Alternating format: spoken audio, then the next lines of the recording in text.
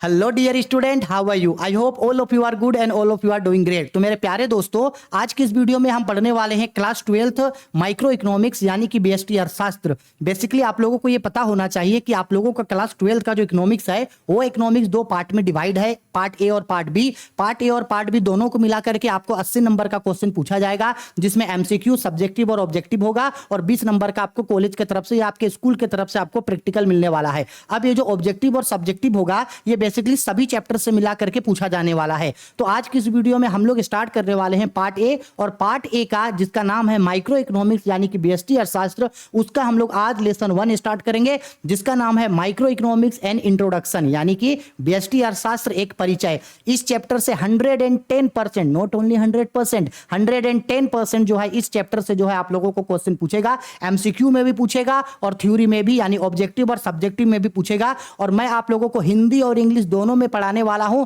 और हिंदी और इंग्लिश में ऑब्जेक्टिव और सब्जेक्टिव दोनों पढ़ाएंगे, जिससे आप लोगों को डिटेल्ड में इस चैप्टर का पूरा कॉन्सेप्ट, इस चैप्टर का थ्योरी, और मेरे साथ साथ आप लोग नोट्स बनाते चलना, और सारे एमसीक्यूज बताऊंगा। और उन्हीं एमसीक्यूज में से 2 से 3 एमसीक्यू 100% एग्जाम में पूछेगा। हिंदी इंग्लिश दोनों को साथ में बता रहे हैं, तो हिंदी और इंग्लिश दोनों स्टूडेंट साथ में जो है वो नोट्स बनाते हुए मेरे साथ साथ चलोगे, और जितने भी एमसीक्यूज बता रहे हैं उनका एक एक का स्क्रीनशॉट लेकर के उसको कॉपी में नोट डाउन करके रखोगे। इकोनॉमिक्स हम आप लोगों को जो है वो डिटेल्ड में पढ़ाएंगे, इकोनॉमिक्स के बाद ईटीपी, और क्लास 12 का जितने भी आप लोगों का सब्जेक्ट है सारा सब्जेक्ट आप लोगों को हम पढ़ाएंगे। तो अगर आप चाहें तो मेरे साथ अगर पढ़ना चाहते हैं फ्री में, तो चैनल को जरूर सब्सक्राइब करके रख सकते हैं, ठीक है। चलो, तो ये बेसिकली आप लोगों को पता होगा कि ये जो है आप लोगों का इकोनॉमिक्स का बुक है। अगर ये बुक आप लोगों के पास नहीं है तो डेफिनेटली जो है वो इकोनॉमिक्स के लिए कोई और ये बुक जो है वो एनसीईआरटी या कोई और पब्लिकेशन का हो सकता है, ठीक है। तो अब इकोनॉमिक्स स्टार्ट करने से पहले एक नॉर्मल क्वेश्चन जो आप लोगों को पता होना चाहिए कि इकोनॉमिक्स यानी कि जिसको अर्थशास्त्र बोलते हैं उसका पिता का क्या नाम है।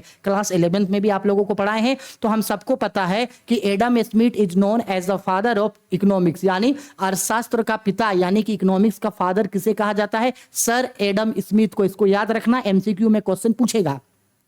ये है हम लोगों के सर एडम स्मिथ। इनके बारे में आप लोगों को कुछ कुछ चीजें जो है वो याद रखना है। इनका नाम क्या है भाई? इनका नाम है हमारा, एक मिनट, इनका नाम क्या है? इनका नाम है सर एडम स्मिथ। इनका जन्म हुआ था 1723 में, और इनकी मृत्यु हुई थी 17 जुलाई 1790 को। और इन्हें क्या कहा जाता है? फाउंडर ऑफ मॉडर्न इकोनॉमिक्स, यानी कि आधुनिक अर्थव्यवस्था का पिता कहा जाता है। और इन्हें ऐसा क्यों कहा जाता है? क्योंकि इन्होंने जो है एक किताब लिखा था, याद रखना, इन्होंने एक किताब लिखा था जिसका नाम है द वेल्थ ऑफ नेशन, ठीक है। और साथ ही साथ इन्होंने क्या किया था? Created concept of gross domestic product, यानी कि जीडीपी, सकल घरेलू उत्पाद। इसको हम आप लोगों को इकोनॉमिक्स का पार्ट बी में पढ़ाएंगे। सकल घरेलू उत्पाद का जो है इन्होंने ही शुरुआत किया था, इंट्रोड्यूस किया था, इसलिए इन्हें फादर ऑफ इकोनॉमिक्स कहा जाता है। अर्थशास्त्र का पिता सर एडम स्मिथ को कहा जाता है। और इन्होंने ही इकोनॉमिक्स के बारे में डिफिनेशन दिया था, और उन्होंने कहा था कि इकोनॉमिक्स जो है वो एक धन का विज्ञान है। Economic is a subject to science, ठीक है, याद रखना। इसको आगे हम लोग पढ़ेंगे, ठीक। अब ध्यान से समझ लो कि ये जो हम लोगों का बेसिकली चैप्टर 1 है पढ़ने के लिए, जिसका नाम है बीएसटी, जिसका मतलब है सूक्ष्म अर्थशास्त्र एक परिचय, माइक्रो इकोनॉमिक्स एंड इंट्रोडक्शन। सबसे पहले हम लोग ये बात करते हैं कि सर आखिरकार इकोनॉमिक्स क्या होता है। देखो, रट्टा मारने जैसा कोई चीज नहीं है, और ना ही आपको कुछ रट्टा मारना है। सबसे पहले हम लोग बात करते हैं कि इकोनॉमिक्स, जिसको अर्थशास्त्र बोलते हैं, उसका मतलब क्या होता है। सिंपल सा बात है, इकोनॉमिक्स जो है एक ऐसा सब्जेक्ट होता है जिसमें हम लोग इकोनॉमिक एक्टिविटीज के बारे में पढ़ते हैं। इकोनॉमिक एक्टिविटीज बेसिकली ऐसा एक्टिविटीज होता है जिस एक्टिविटी को करके कोई भी इंसान पैसा कमाता है, यानी कोई भी ऐसा एक्टिविटी जो इनकम से रिलेटेड है, कोई भी ऐसा एक्टिविटी जो प्रॉपर्टी से रिलेटेड है, कोई भी ऐसा एक्टिविटी जो फाइनेंस से रिलेटेड है। इन्हीं एक्टिविटीज को हम लोग इकोनॉमिक एक्टिविटीज कहते हैं। यानी कि अर्थशास्त्र जो है ये एक ऐसा सब्जेक्ट है जो हमको मुद्रा, यानी कि पैसा, मुद्रा से संबंधित लेन देनों के बारे में बताता है, आर्थिक लेन देनों के बारे में बताता है। बेसिकली हम लोग इसमें ये सब पढ़ते हैं कि आखिरकार प्रोडक्शन किस तरीके से होता है, प्राइस किस तरीके से रखा जाता है, कोई भी पर्सन इनकम किस तरीके से कमाता है, इनकम को वो खर्च कहां कहां करता है, कौन कौन सा इनकम का सोर्स हो सकता है, खर्च वो कहां कहां पे करता है, साथ ही साथ उसका डिमांड क्या होता है, इसके बाद जो प्रोडक्शन होता है वो किस तरीके से होता है, सप्लाई किस तरीके से होता है। यानी बेसिकली एक पर्सन का जो भी इकोनॉमिक एक्टिविटीज है, यानी पैसों से रिलेटेड जितना भी चीज है, चाहे वो कितना पैसा कमाया है, चाहे वो कितना पैसा खर्च किया और कितना पैसा बचाया, इन सभी चीजों के बारे में जो है हम लोग बेसिकली इकोनॉमी में पढ़ते हैं।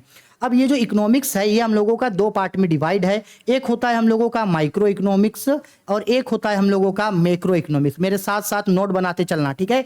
माइक्रो इकोनॉमिक्स जिसको बोला जाता है व्यष्टि अर्थशास्त्र और मैक्रो इकोनॉमिक्स जिसको बोला जाता है समष्टि अर्थशास्त्र। अब माइक्रो और मैक्रो का मतलब क्या होता है समझो। बेसिकली माइक्रो इकोनॉमिक्स का एक ऐसा सेक्टर है जहां हम लोग इंडिविजुअल चीजों के बारे में पढ़ते हैं। यानी व्यष्टि अर्थशास्त्र एक ऐसा अर्थशास्त्र होता है जिसमें हम लोग व्यक्तिगत इकाइयों के बारे में पढ़ते हैं, जैसे किसी एक व्यक्ति का आय, किसी एक व्यक्ति का मांग, किसी एक व्यक्ति का बचत, किसी एक व्यक्ति का पूर्ति। यानी एक पर्सन कितना पैसा कमाया है, एक पर्सन कितना पैसा खर्च किया है, एक पर्सन कितना पैसा बचाया है, एक पर्सन का क्या डिमांड है, एक कंपनी का कितना सप्लाई है। एक चीज के बारे में, एक पर्सन के बारे में, एक कंपनी के बारे में, एक हम लोग इंडिविजुअल चीजों के बारे में, एक व्यक्तिगत इकाइयों के बारे में, सिंगल यूनिट के बारे में, एक व्यक्तिगत इकाइयों के बारे में हम लोग व्यष्टि अर्थशास्त्र यानी कि माइक्रो इकोनॉमिक्स से पढ़ते हैं। क्योंकि माइक्रो इकोनॉमिक्स में एक व्यक्ति के बारे में, एक फार्म के बारे में, एक परिवार के बारे में पढ़ते हैं, इसलिए इसको जो है वो छोटा अर्थशास्त्र भी कहा जाता है। क्या कहा जाता है भाई?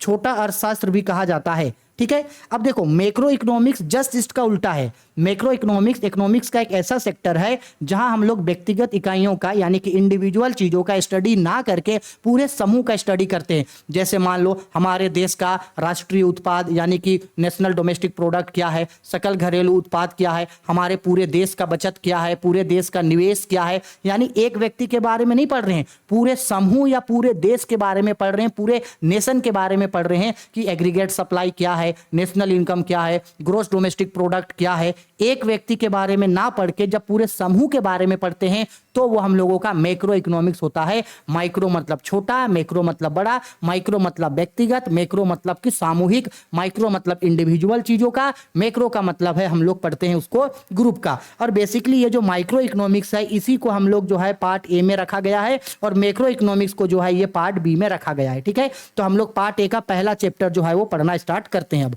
तो देखो भाई अभी जैसे कि हम आप लोगों को बता दिए कि सबसे पहले हम लोग अभी समझ गए ना कि भाई अर्थशास्त्र क्या होता है, इकोनॉमिक क्या होता है। तो अभी हम आप लोगों को इकोनॉमिक्स के बारे में जो बताएं कि इकोनॉमिक्स में ऐसा एक्टिविटी आता है जिस एक्टिविटी का मेन मोटिव पैसा कमाना होता है या पैसों से रिलेटेड कोई भी एक्टिविटी जो है वो इकोनॉमिक एक्टिविटी होता है। और बेसिकली हम लोग इकोनॉमिक्स में इन्हीं एक्टिविटी के बारे में पढ़ते हैं, उसी चीज के बारे में यहाँ पे थ्योरी लिखा गया है। आप चाहे तो इसको लिख सकते हैं, ठीक है। देखो इंग्लिश में भी सेम यही चीज बोला गया है इकोनॉमिक एक्टिविटीज के बारे में। अभी जो हम हिंदी में समझाएं सेम चीज वही यहाँ पे इंग्लिश में दिया हुआ है। तो हिंदी वाले स्टूडेंट भी और इंग्लिश वाले स्टूडेंट भी इसको नोट डाउन कर सकते हैं, ठीक है।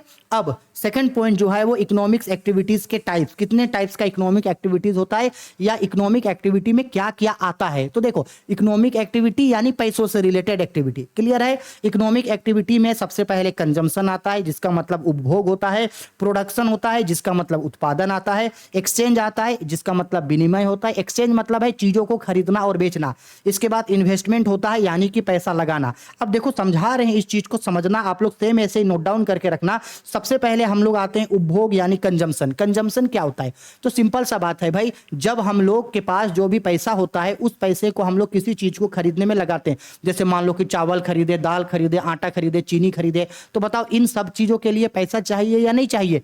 चाहिए पैसा, क्योंकि फ्री में तो मिलने वाला है नहीं। तो इन्हीं सब चीजों को हम लोग क्या बोलते हैं? उपभोग यानी कि कंजम्पशन। और कंजम्पशन के लिए पैसा चाहिए और पैसा यानी कि इकोनॉमिक एक्टिविटी। तो इसलिए कंजम्पशन जो है वो इकोनॉमिक्स का एक हिस्सा है, ठीक। वैसे ही प्रोडक्शन यानी उत्पादन। देखो कोई भी जो पर्सन है, कोई भी जो कंपनी है, किसी भी गुड्स एंड सर्विसेज का जो प्रोडक्शन करता है, कि उत्पादन करता है, क्यों करता है? क्योंकि उसको पैसा चाहिए। उत्पादन करने के लिए ही पैसा कमाने के लिए उत्पादन किया जाता है। तो ये भी आर्थिक क्रिया है यानी इकोनॉमिक एक्टिविटीज है। एक्सचेंज मतलब होता है भाई सामान को खरीदना और बेचना। सामान को खरीदना और बेचना पैसों के लिए ही तो किया जाता है। और साथ ही साथ इन्वेस्टमेंट यानी कि पैसा लगाना। हम लोग इसलिए कहीं भी पैसा को डिपॉजिट करते हैं या पैसा इन्वेस्ट करते हैं ताकि फ्यूचर में हमको उससे ज्यादा रिटर्न मिल सके। तो एक इकोनॉमिक एक्टिविटीज के अंदर ये तीन चारों ही चीज आता है। कंजम्पशन हो गया, प्रोडक्शन हो गया, एक्सचेंज और इन्वेस्टमेंट। ये 4 एलिमेंट होता है किसका? इकोनॉमिक एक्टिविटीज का। आर्थिक क्रिया के 4 अंग होते हैं, उपभोग, उत्पादन, विनिमय और निवेश। क्योंकि इन सभी में ही जो है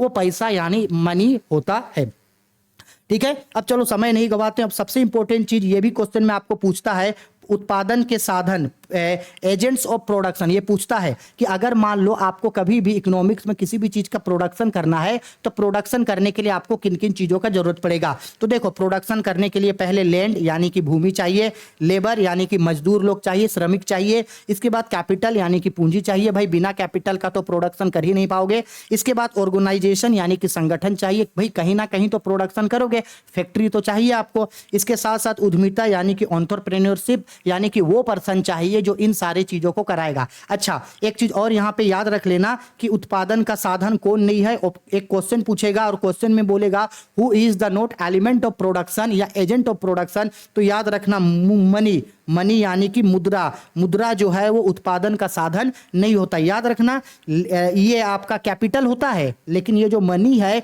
ये उत्पादन का साधन हम लोगों का नहीं होता है। एमसीक्यू में ये क्वेश्चन पूछता है, ठीक है। चलो आगे पॉइंट बढ़ते हैं। अब थोड़ा सा हम लोग डिफिनेशन पढ़ते हैं भाई कि क्या होता है माइक्रो इकोनॉमिक्स। अभी हम जो चीज को आपको समझाएंगे उस चीज को एकदम अच्छा से नोट डाउन करके रखना, और ये बहुत इंपॉर्टेंट चीज हम अभी आपको बताने वाले हैं। इस चीज को आप अच्छा से समझोगे, आप ध्यान से समझना। हम लोग ये तो समझ गए हैं कि ये जो हम लोगों का इकोनॉमिक्स होता है, ये जो इकोनॉमिक्स होता है, ये जो अर्थशास्त्र होता है, उसको दो कैटेगरी में बांटा गया। इकोनॉमिक्स को दो कैटेगरी में बांटा गया। एक को नाम रखा गया माइक्रो इकोनॉमिक्स और एक का नाम रखा गया मैक्रो इकोनॉमिक्स, यानी कि बीएसटी अर्थशास्त्र और समष्टि अर्थशास्त्र। बेसिकली इसको क्या बोलेंगे भाई, बीएसटी अर्थशास्त्र। हिंदी में थोड़ा सा देख लेना, ठीक है, अगर हम गलत लिखते हैं तो मैनेज कर लेना थोड़ा सा। बीएसटी अर्थशास्त्र और मैक्रो को बोला जाता है आपका समष्टि अर्थशास्त्र। समष्टि अर्थशास्त्र। ये जो हम लोगों का माइक्रो इकोनॉमिक्स होता है, इसका एक दूसरा नाम होता है बीएसटी अर्थशास्त्र को हिंदी में एक और नाम से पुकारा जाता है, इसको बोला जाता है सूक्ष्म। क्या बोला जाता है, सूक्ष्म अर्थशास्त्र यानी छोटा। और समष्टि अर्थशास्त्र को एक और नाम से पुकारा जाता है जिसका मतलब होता है व्यापक, व्यापक अर्थशास्त्र। अब समझाते हैं। तो भाई ये जो इकोनॉमिक्स है, ये तो पता चल गया कि father of economic Adam Smith है, कोई बात नहीं। लेकिन इकोनॉमिक्स को ये जो दो कैटेगरी में बीएसटी और समष्टि अर्थशास्त्र में बांटा कौन? ऐसा तो नहीं है कि एडम स्मिथ नहीं बांटा होगा। तो एक साइंटिस्ट थे, एक महान इकोनॉमिस्ट थे, एक महान अर्थशास्त्री थे, जिनका नाम था, याद रखना नाम, रेगनर फ्रिस। क्या नाम था? Ragnar Friis.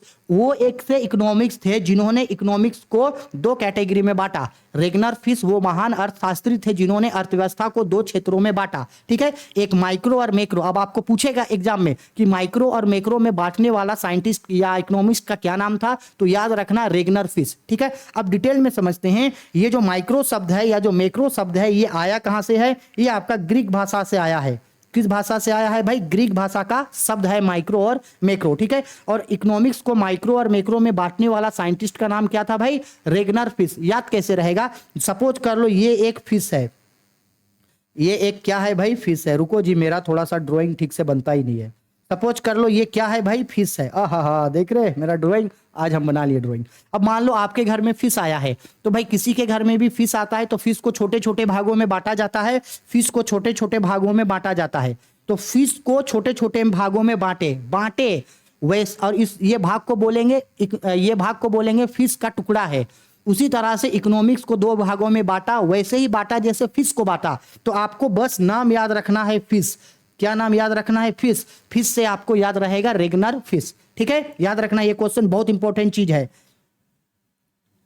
चलो अब इसका इकोनॉमिक्स का डिफिनेशन में आते हैं। डिफिनेशन में देखो, मोस्ट इंपॉर्टेंट चीज इंग्लिश में भी होगा, अभी हिंदी में सुन लो। देखो क्या बोला, आर्थिक क्रियाओं का अध्ययन व्यक्तिगत स्तर पर अथवा संपूर्ण अर्थव्यवस्था के स्तर पर किया जा सकता है, इंडिविजुअली भी और ग्रुप में भी। आर्थिक क्रियाओं के अध्ययन के संदर्भ में ही नॉर्वे के, याद रखना, नॉर्वे के प्रसिद्ध अर्थशास्त्री रेगनर फिश ने अर्थशास्त्र को दो भागों में बांटा। याद रखना, कहां के थे वो? नॉर्वे के थे। उन्होंने अर्थशास्त्र को दो भागों में बांटा, एक व्यष्टि अर्थशास्त्र जिसका मतलब होता है माइक्रो इकोनॉमिक्स, और दूसरा समष्टि अर्थशास्त्र जिसका मतलब होता है मैक्रो इकोनॉमिक्स। और दूसरा सबसे इंपॉर्टेंट चीज, माइक्रो और मैक्रो शब्द का उत्पत्ति किस भाषा से हुआ है? ग्रीक भाषा। इसको मत भूलना, माइक्रो और मैक्रो शब्द की उत्पत्ति किस भाषा से हुई है? ग्रीक भाषा से हुई है। याद रखना, माइक्रो और मैक्रो शब्द की उत्पत्ति ग्रीक भाषा से हुई है। अब माइक्रो और मैक्रो क्या मतलब क्या होता है हम पहले ही समझा दिए। अगर आप समझना चाहते हैं तो ये देखो, ये जो बॉक्स है, इस बॉक्स के अंदर माइक्रो और मैक्रो के बारे में लिखा है। आप स्क्रीनशॉट लेके इसका शॉर्ट नोट्स बना करके जो है आप रख सकते हो, ठीक है। अब वही चीज को ये डेफिनेशन के थ्रू यहाँ पे समझाया गया है। इंग्लिश में भी देखो भाई, सेम चीज इसमें बोला गया है। इंग्लिश में भी देखो बोला गया है एनालिसिस ऑफ इकोनॉमिक एक्टिविटीज में be done both at individual level, individual मतलब व्यक्तिगत एक आदमी, at the end at the entire economy level यानी कि पूरे सभी को लेके। और इसके बारे में बांटने वाले कौन थे, बोला गया है eminent economist of Norway Ragnar Frisch has classified economics in two branches micro and macro, उन्होंने ही बांटा है, ठीक है। और इस सब की उत्पत्ति कहां से हुई है भाई, ग्रीक भाषा से हुई है, ग्रीक वर्ड, ये एग्जाम में पूछता है, समझ में आया। माइक्रो अर्थशास्त्र को माइक्रो और मैक्रो में बांटने वाले साइंटिस्ट का नाम था रेगनर फिश, ठीक है। अब देखो डेफिनेशन यहां पे दिया गया है, माइक्रो का मतलब क्या होता है, तो देखो बोल रहा है कि मैक्रो है ना ये, चलो भाई इसको छोड़ते हैं, आगे हम लोगों को जो इंपॉर्टेंट है, हाँ ये चीज। अब देखो इस चीज को अभी बस आप लोग नोट डाउन करके एज इट इज लिखो, हम अभी समझाएंगे। अलग अलग अर्थशास्त्रियों ने अर्थशास्त्र को अलग अलग रूपों में बताया, अलग अलग इकोनॉमिस्ट ने इकोनॉमिक्स को अलग अलग तरीके से बताया, याद रखना।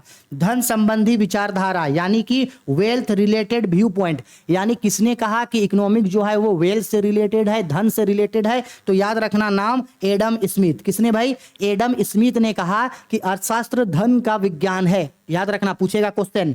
कल्याणवादी विचारधारा यानी कि welfare related viewpoint, welfare कल्याणवादी विचारधारा किसने बताया था, मार्शल ने बताया था। दुर्लभता संबंधी विचारधारा यानी कि सेक्रेटरी रिलेटेड व्यू पॉइंट किसने बताया था, रॉबिन्सन ने बताया था। इसके बाद विकास केंद्रित विचारधारा यानी कि ग्रोथ रिलेटेड पॉइंट व्यू किसने बताया था, सैमुअल्सन ने बताया था। इसको कॉपी में नोट डाउन करके लिखना, इसके ऊपर एग्जाम में क्वेश्चन टेली करता है और आगे एमसीक्यू में भी अभी हम लोग इसके बारे में पढ़ेंगे, ठीक है। इसके बाद सेम यहाँ पे माइक्रो इकोनॉमिक्स का डिफिनेशन दिया, जिसका मतलब बताएं, जिसमें व्यक्तिगत इकाइयों का, छोटे छोटे इकाइयों का हम लोग क्या करते हैं, अध्ययन करते हैं। ये देखो सूक्ष्म अर्थशास्त्र क्या होता है उसके बारे में बताएं। अर्थव्यवस्था की एक ऐसी शाखा जहां व्यक्तिगत इकाइयों का, छोटे छोटे इकाइयों का अध्ययन करते हैं। एक व्यक्ति का मांग, एक व्यक्ति का पूर्ति, एक व्यक्ति का बचत, एक फार्म का उत्पादन, एक फार्म का लाभ, एक फार्म का हानि, एक एक के बारे में पढ़ते वो होता है माइक्रो, ठीक है। उसी तरह से सिमिलरली यहाँ पे इंग्लिश में भी लिखा गया है, small units of an economic are included in micro economics, ठीक है। इंडिविजुअल चीजों के बारे में हम लोग माइक्रो इकोनॉमिक्स में जो है वो पढ़ते हैं। डिफिनेशन लिख लेना, एग्जाम में पूछा जा सकता है, ठीक है ना। इसके बाद सबसे इंपॉर्टेंट चीज ये देखो, दोनों इकोनॉमिक्स में क्या क्या डिफरेंट होता है ये बोला, तो कुछ कुछ डिफरेंट का आपको हम पॉइंट समझा दे रहे हैं हिंदी में, फिर इंग्लिश में भी समझाते हैं कि माइक्रो इकोनॉमिक्स और मैक्रो इकोनॉमिक्स में क्या डिफरेंस होता है। कभी कभी क्वेश्चन में ये चीज पूछ देता है कि बताओ कि माइक्रो इकोनॉमिक्स में और मैक्रो इकोनॉमिक्स में क्या क्या जो है वो डिफरेंस आपका जो है वो होता है। थोड़ा सा अपने आप को छोटा कर लेते हैं, एक मिनट। माइक्रो इकोनॉमिक्स और मैक्रो इकोनॉमिक्स में क्या डिफरेंस होता है, कभी कभी ये क्वेश्चन एग्जाम में जो है वो टेली कर देता है। तो देखो समझा रहे हैं भाई क्या क्या डिफरेंस होता है, एकदम आसानी से समझ में आ जाएगा एक ही बार में। देखो सबसे पहला यहाँ पे व्यष्टि अर्थशास्त्र यानी कि माइक्रो इकोनॉमिक्स, समष्टि अर्थशास्त्र यानी कि मैक्रो।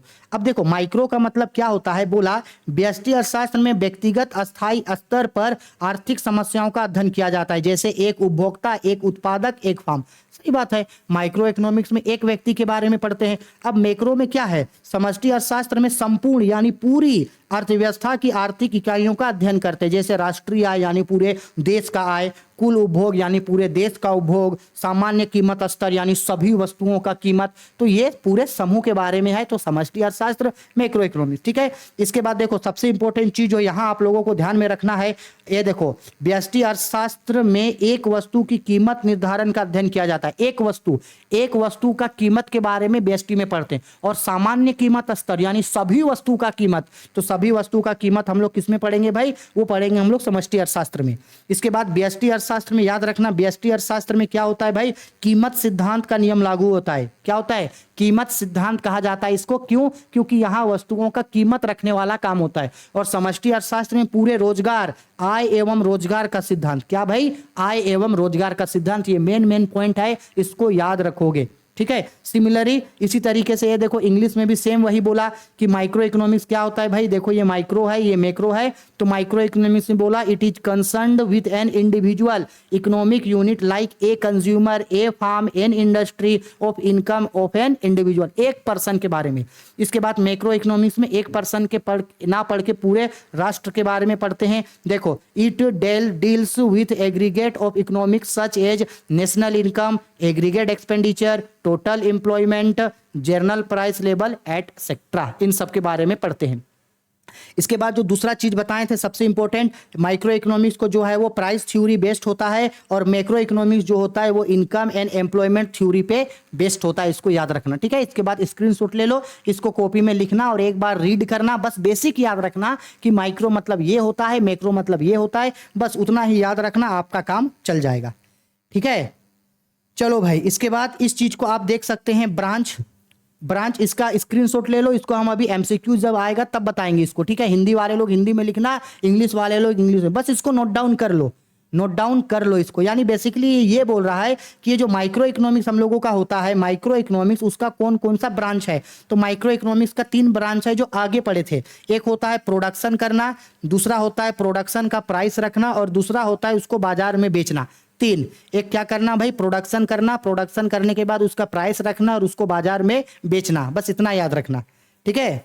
चलो, इसके बाद अब तक हम लोग जो भी चीज पढ़े उन सारी चीजों के बारे में यहाँ पे डिटेल्स है, तो अगर आप चाहें तो इसका जो है आप लोग अगर आप चाहें तो इसका जो है स्क्रीनशॉट लेकर के रख सकते हैं और इसको एज इट इज जो है वो उतार लेना कि अब तक जो हम लोग जो भी चीज पढ़े वो सब चीज जो है वो इसमें दिया हुआ है, ठीक है। सिमिलरी देखो यहाँ पे इंग्लिश वालों के लिए भी है कि अभी तक हम लोग जो भी पढ़े वो सब चीज जो है देखो यहाँ पे बेसिकली दिया हुआ है, ठीक है। इंग्लिश में भी स्क्रीनशॉट ले लो, अब तक जो भी चीज बताएं सब चीज का यहाँ पे डिटेल्स है, हो गया। अब डायरेक्ट इसके एमसीक्यूज में आते हैं, एमसीक्यूज से पूरा रिवाइंड हो जाएगा कि अब तक हम लोग जो है वो क्या क्या पढ़े हैं। तो देखो एमसीक्यूज में आते हैं, एकदम अच्छा से एमसीक्यूज समझना। एमसीक्यू भाई रट्टा मारना नहीं है, एमसीक्यूज रट्टा मारना नहीं है, एमसीक्यूज आप लोगों को पढ़ते ही समझ में आ जाएगा। देखो ना, कई सारे एमसीक्यूज का आंसर आप लोग खुद दोगे। अभी देखो क्या बोला क्वेश्चन पे, बीएसटी अर्थशास्त्र में सम्मिलित है, micro economics include. Micro economics में क्या क्या इंक्लूड होता है, तो हमको पता है माइक्रो इकोनॉमिक्स यानी व्यक्तिगत इकाई, छोटे चर, व्यक्तिगत मूल्य निर्धारण यानी कि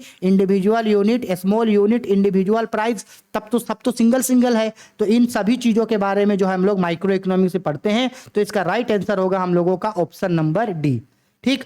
क्वेश्चन नंबर 2, उपभोक्ता व्यवहार का अध्ययन किया जाता है, consumer behaviours is studied in. Consumer behaviour मतलब एक कंज्यूमर के बारे में किस में पढ़ेंगे, माइक्रो इकोनॉमिक्स में यानी कि बीएसटी अर्थशास्त्र में। तो इसका मतलब होता है माइक्रो इकोनॉमिक्स, बीएसटी यानी कि सूक्ष्म अर्थशास्त्र, ऑप्शन ए। 3 पे बोला बीएसटी अर्थशास्त्र के अंतर्गत निम्न में से किसका अध्ययन किया जाता है, which of the following is studied under micro economics. तो माइक्रो इकोनॉमिक्स में इंडिविजुअल चीजों के बारे में यानी व्यक्तिगत इकाई के बारे में, आर्थिक समग्र, राष्ट्रीय आय, इन सब के बारे में पढ़ते हैं हम लोग मैक्रो इकोनॉमिक्स में। किसमें पढ़ते हैं, मैक्रो इकोनॉमिक्स में, ठीक है। चलो हो गया, देखो 3 क्वेश्चन, रट्टा मारने का कोई जरूरत नहीं है। 4 नंबर पे बोल रहा है समष्टि अर्थशास्त्र के अंतर्गत निम्न में से किसका अध्ययन किया जाता है, which of the following is studied under macro economics. Macro मतलब सामूहिक, सभी के बारे में। तो मैक्रो इकोनॉमिक्स में हम लोग राष्ट्रीय आय यानी नेशनल इनकम पढ़ते हैं, पूर्ण रोजगार यानी कि फुल एम्प्लॉयमेंट, टोटल प्रोडक्शन यानी कुल उत्पादन, सबके बारे में पढ़ते हैं। तो इसका राइट आंसर होगा ऑप्शन डी। 5 नंबर पे बोल रहा है बीएसटी अर्थशास्त्र की शाखाएं कौन सी है, which of the following is a branch of micro economics. तो अभी तो हम लोग ऊपर में देखो ये चीज देखो, माइक्रो इकोनॉमिक्स का ब्रांच 3 चीज है, प्रोडक्शन है, प्राइस है और इकोनॉमिक है। सेम यही चीज यहाँ बोल रहा है, प्रोडक्शन है, प्राइस है, इकोनॉमिक है, तीनों है। तो इसका राइट आंसर होगा डी। 6 पे बोला उत्पादन में निम्न में से कौन सा साधन है, which of the following is a sources of production. ऊपर में बताए थे ना, एजेंट ऑफ प्रोडक्शन, प्रोडक्शन करने का एजेंट क्या क्या चीज चाहिए, लैंड चाहिए, मेरा लेबर चाहिए, कैपिटल भी चाहिए, उसका ऑप्शन डी होगा सही। इनमें से सब, अगर मनी रहता तो मनी इसका प्रोडक्शन का फैक्टर जो है वो नहीं है, ठीक है। आगे बढ़ते हैं, question number 7, most important question, ये पूछा गया है, बोला गया है माइक्रो जिसका अर्थ होता है छोटा, निम्न में से कौन सा शब्द है, micro which mean small belongs to, कौन सा शब्द से बना है माइक्रो, तो ये ग्रीक भाषा के शब्द से बना है। 8 पे बोल रहा है आर्थिक क्रियाओं के अध्ययन के संदर्भ में अर्थशास्त्रियों को 2 शाखाओं व्यष्टि और समष्टि में किसने विभाजित किया, which economics divided economics in 2 branches of micro and macro on the basis of economic activities. किसने माइक्रो और मैक्रो को बांटा, तो बांटा है 2 भागों में, जैसे कि फिश को बांटे, मछली को बांटे। तो फिश से याद रहेगा रेगनर फिश, ठीक है, रेगनर फिश, सी नंबर, ठीक।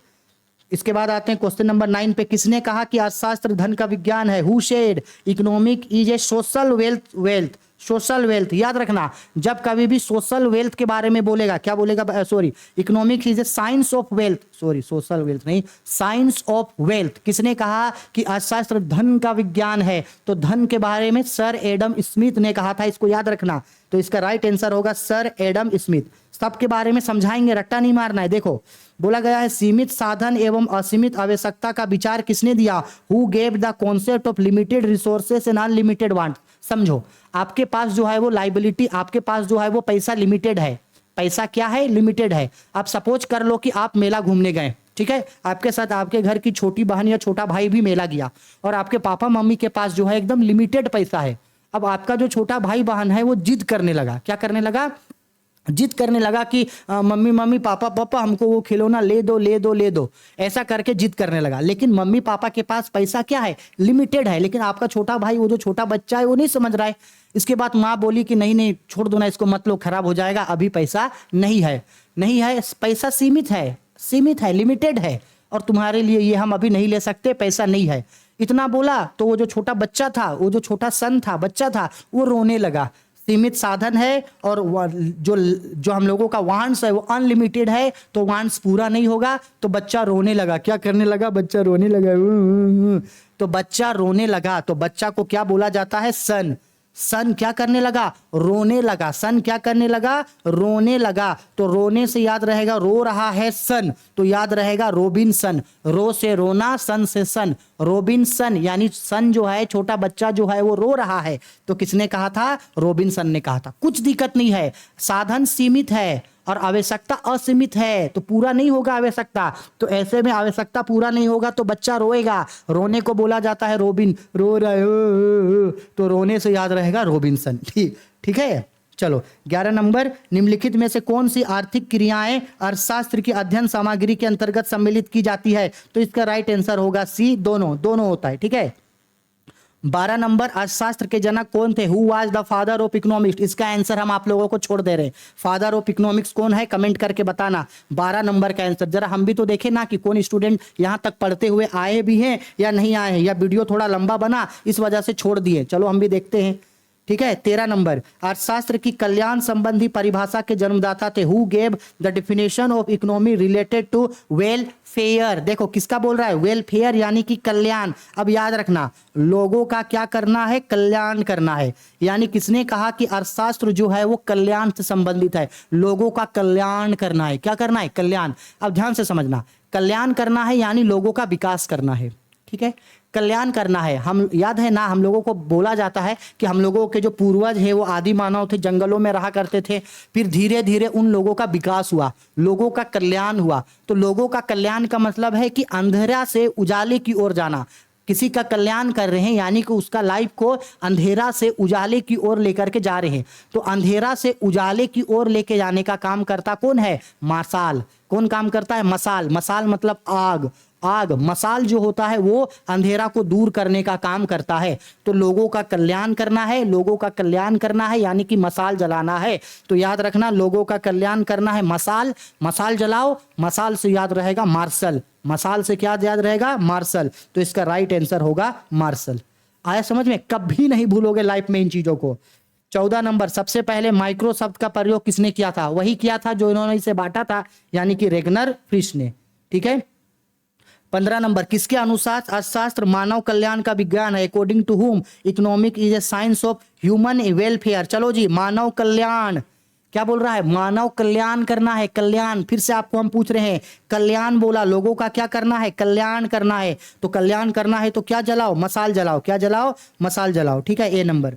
16 नंबर पे बोल रहा है, निम्नलिखित में कौन उत्पत्ति का साधन नहीं है? Which of the following is not a factor of production? कौन प्रोडक्शन करने का फैक्टर नहीं है? तो इसका राइट आंसर होगा मनी। लैंड इसका फैक्टर है, लेबर है, कैपिटल है, मनी नहीं है।